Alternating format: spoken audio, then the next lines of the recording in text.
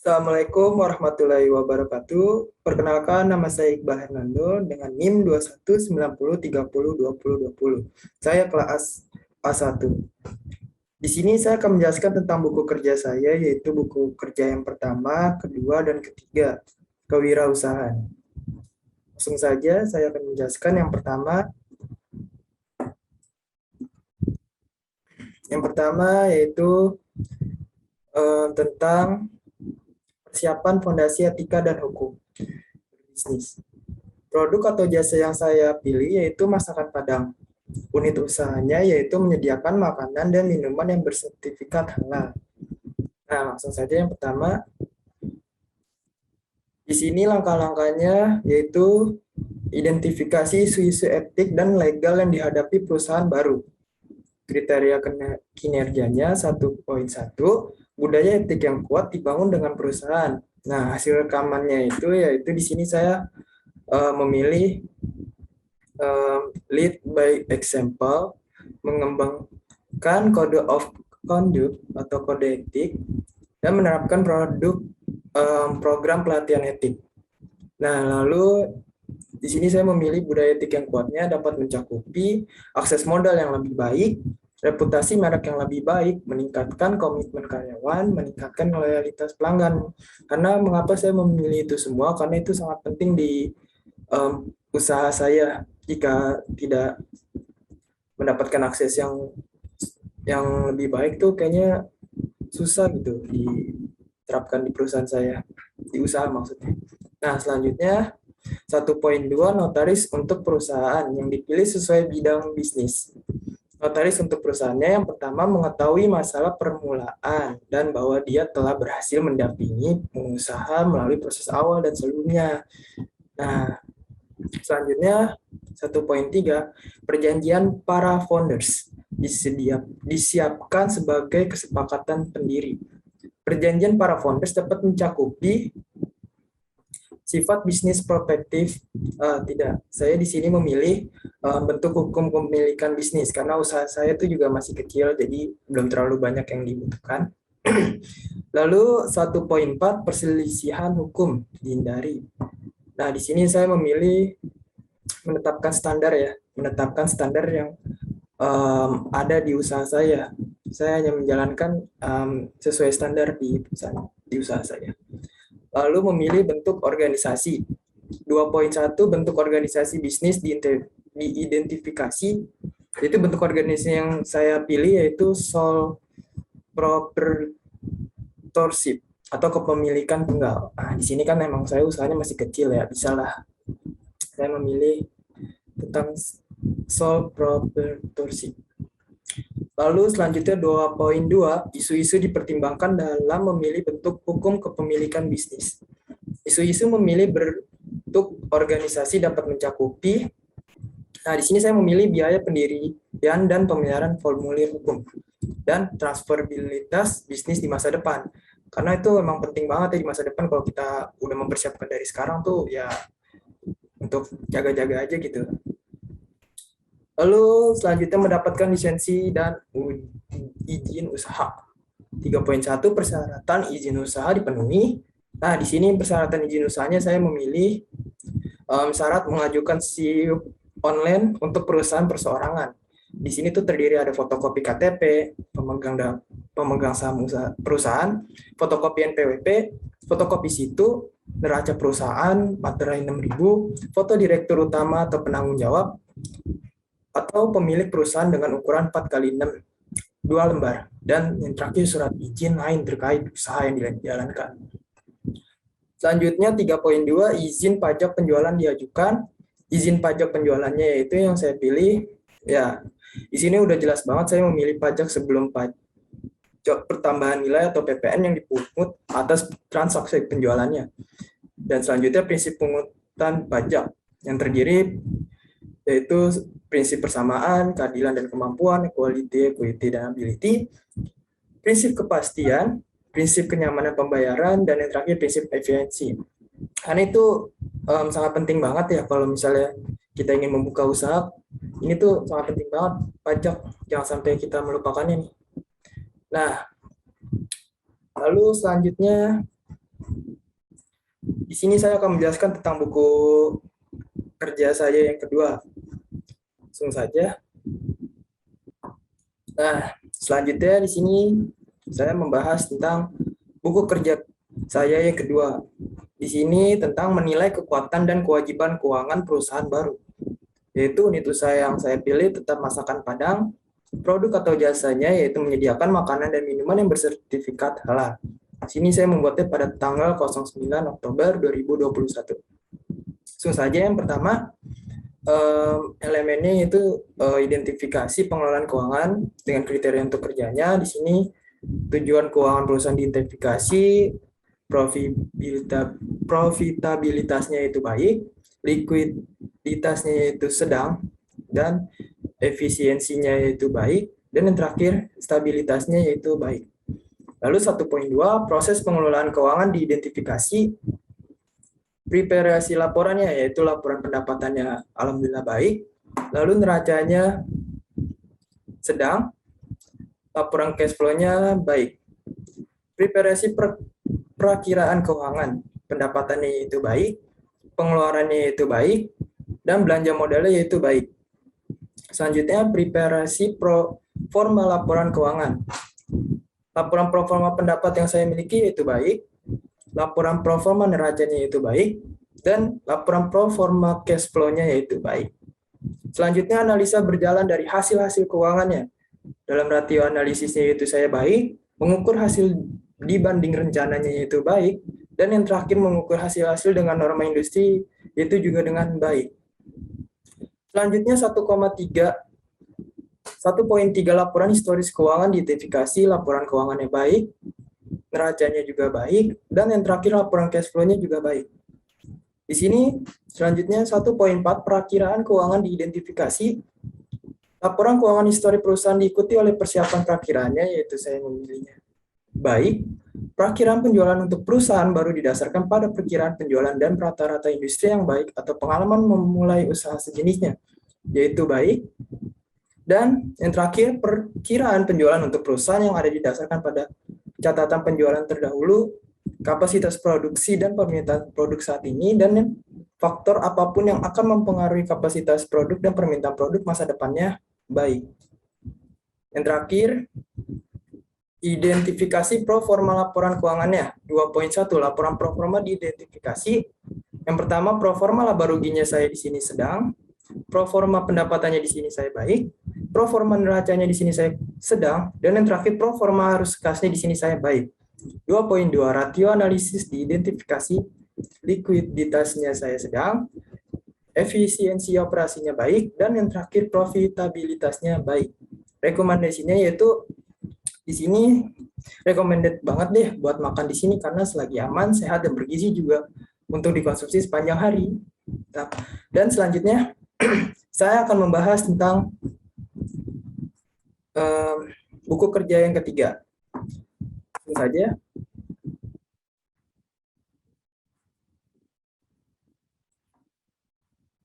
Nah, di sini pertamanya saya akan menjelaskan tentang rencana staffing. Di sini tuh penting banget di tempat usaha saya. Karena kalau misalnya nggak ada ini nih, mungkin usaha saya tuh tidak berjalan dengan baik. Ya kurang baik lah. Di sini pertama total tenaga kerja yang diantisipasi. Kategori okupasinya yaitu kita membutuhkan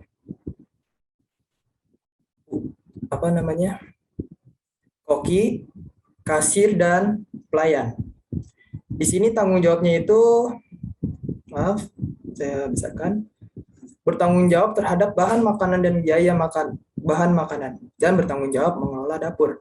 Tugasnya itu yaitu membuat kreasi berbagai jenis makanan sesuai dengan bidang keahliannya, memasak makanan sesuai pesanan, dan yang terakhir menggunakan mesin dan fasilitas lainnya secara efisien. Persyaratannya itu seperti ini, wanita usia maksimal 2B, 28 tahun, minimal 1 tahun pengalaman, dan menguasai menu Western dan ASEAN. Jika tidak juga di sini ASEAN aja juga udah penting ya buat masakan Padang, nggak buat yang ke barat-baratnya juga tidak apa-apa. Dan kebutuhan pelatihannya. Di sini harus bersertifikat yang dikeluarkan berasal dari Badan Nasional Sertifikasi Profesi, yaitu BNSP Indonesia. Nah, jumlah yang saya butuhkan di usaha saya yaitu 1. Karena saya tidak perlu banyak-banyak karena masih usaha kecil. Nah, di sini perkiraan mulai bekerja juga sudah tercantum dan perkiraan durasi kontraknya minimal 2 tahun. Selanjutnya kasir, yaitu di sini tugasnya tanggung jawabnya bertanggung jawab untuk melayani pembayaran yang dilakukan pelanggan dan memasukkan uang ke dalam mesin kasir. Tugasnya yaitu melayani proses transaksi, memberikan informasi yang dibutuhkan pelanggan, melayani packaging barang pelanggan, memeriksa dan mencatat data penjualan, memeriksa daftar harga produk, dan memeriksa stok barang. Nah, persyaratannya yaitu wanita maksimal 20 tahun, pendidikan minimal SMA atau SMK jurusan akuntansi, pengalaman minimal 1 tahun, memiliki kemampuan komunikasi yang baik. Nah, kan enak juga tuh kalau kita misalnya mempunyai kemampuan untuk komunikasi yang baik dengan pelanggan, itu biar pelanggan kita tuh nyaman di tempat saya. Nah, kebutuhan pelatihannya di sini membutuhkan training assessing cashier excellent. Lalu jumlah tenaga yang kerja dibutuhkan 1 dan minimal kontraknya 2 tahun. Lalu selanjutnya di sini waiters atau pelayan ya, yang tugasnya itu bertanggung jawab atas kebersihan dan kerapian restoran. Ini sangat penting banget di usaha. Kalau misalnya kotor, ya mana mungkin kan pelanggan nyaman gitu di tempat usaha kami. Lalu bertanggung jawab atas semua inventaris peralatan dan perlengkapan restoran untuk pelayanan. Lalu selanjutnya tugas, yaitu tugasnya pelayan menyambut semua tamu yang datang ke restoran, greeting dengan sopan, dan ya tentu saja dengan senyuman agar tamu yang datang atau pelanggan nyaman. Lalu mempersilahkan tamu untuk duduk, menawarkan menu yang ada di restoran, menyajikan makanan dan minuman yang telah dipesan tamu, melakukan upselling dengan menawarkan makanan atau minuman penutup, buka, memberikan total tagihan pada tamu, mengambil gelas dan piring kotor. Nah, selanjutnya persyaratannya itu di sini membutuhkan minimal SMA dan sederajat atau berpenampilan menarik.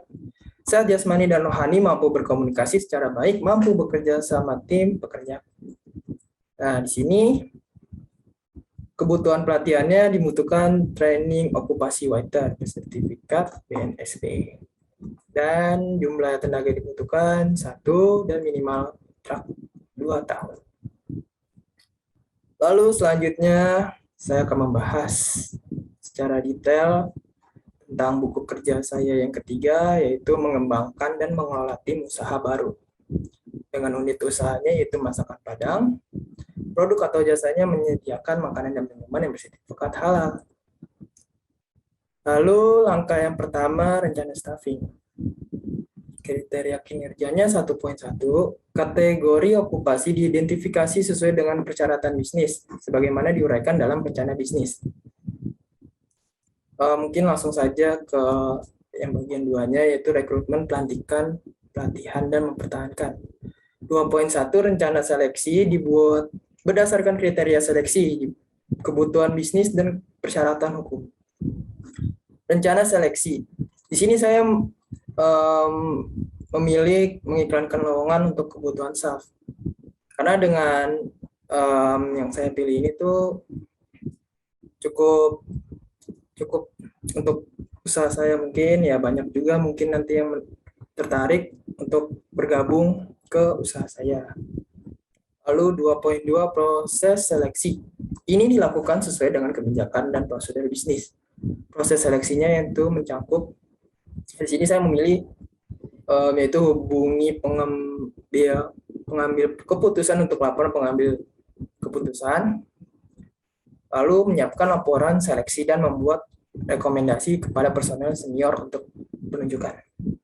Dan yang terakhir, melengkapi dokumentasi yang diperlukan sesuai dengan prosedur organisasi dengan memperhatikan kerahasiaan dan persyaratan privasi.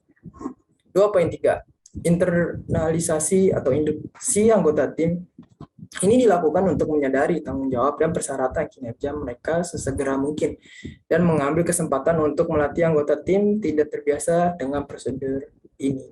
Bisnis ini. Lalu internalisasi atau induksi anggota tim mencakup. Di sini saya memilih menyediakan kandidat yang berhasil dengan kontak kerja dan dokumentasi lainnya. Lalu memberitahu manajer dan staf tentang tanggal mulai kandidat dan membuat pengaturan administratif yang diperlukan untuk pembayaran dan pencatatan karyawan. Dan terakhir di sini saya memilih mengatur pelantikan kandidat yang berhasil sesuai dengan kebijakan organisasi. Lalu yang ketiga memenuhi kewajiban hubungan industrial. 3.1 hak dan kewajiban di tempat kerja dari pemberi kerja dan karyawan diidentifikasi sesuai dengan persyaratan hukum dan kode praktik. Di sini yaitu hak dan kewajiban di tempat kerja dari pemberi kerja dan karyawan mencakup hak memperoleh upah yang sama, hak memperoleh upah dan hak memiliki waktu kerja yang sesuai, hak untuk cuti, dan yang kewajibannya yaitu kewajiban ketaatan dan kewajiban loyalitas. Selanjutnya 3.2. Prinsip hubungan industrial dikembangkan secara positif dan konstruktif. Prinsip hubungan industrial mencakupi kepentingan bersama, yaitu pengusaha, pekerja atau buruh, masyarakat, dan pemerintah. Dan saya di sini memilih peningkatan kesejahteraan bersama. Lalu yang keempat, mengelola staf. 4.1, alasan pengembangan staf diidentifikasi.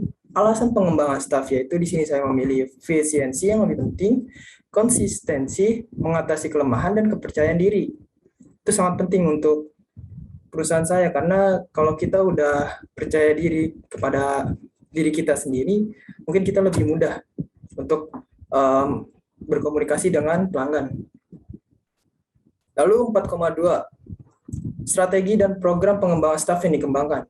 Strategi pengembangan stafnya yaitu saya memilih memberikan kesempatan pada setiap karyawan untuk menyalurkan ide dan gagasan pribadi mereka, lalu memberikan penghargaan atau reward kepada karyawan. Dan program pengembangan stafnya yaitu pelatihan. Karena mungkin pelatihan itu cukup penting ya, jika kalau misalnya kita ada yang belum punya pengalaman di bidang masak, mungkin kita akan melakukan pelatihan. Lalu 4.3, program pelatihan dilakukan, yaitu program pelatihannya orientasi pekerjaan. Lalu 4.4, evaluasi dilakukan terhadap strategi dan program pengembangan staf dievaluasi, yaitu diidentifikasi dan dilibatkan pemangku kepentingan utama dan jelaskan kegiatan dan tujuan pengembangan staf. Lalu yang kelima yaitu meninjau kinerja tim. 5.1, kinerja diidentifikasi kesesuaian dengan kinerja bisnis. Hasil kinerjanya yaitu efisiensi penggunaan sumber daya alam, menghasilkan barang dan jasa. Lalu saya di sini memilih kualitas barang dan jasa. Selanjutnya 5.2, kompetensi diidentifikasi untuk meningkatkan kerja tim. Kompetensinya yaitu pengetahuan, keterampilan, dan sikap. Itu penting semua. Selanjutnya 5.3, tingkat pergantian staf diidentifikasi. Tingkat pergantian stafnya yaitu di sini saya memilih rendah, yaitu di bawah 15%. Lalu 5.4, kekompakan tim diidentifikasi dalam peningkatan kinerja proyek secara keseluruhan.